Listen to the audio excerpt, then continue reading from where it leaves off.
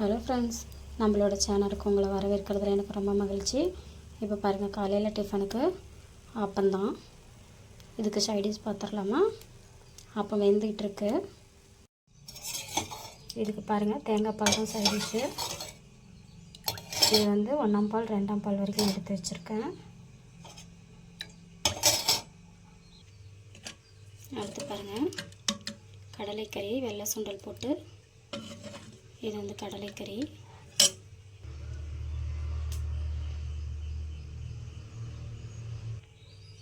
இது வந்து ஆஃப்டர்நூன் சாப்பாட்டுக்குமே நல்லாயிருக்கும். அடுத்து பாருங்கள், இது ஆஃப்டர்நூன் வந்து சாப்பாடு.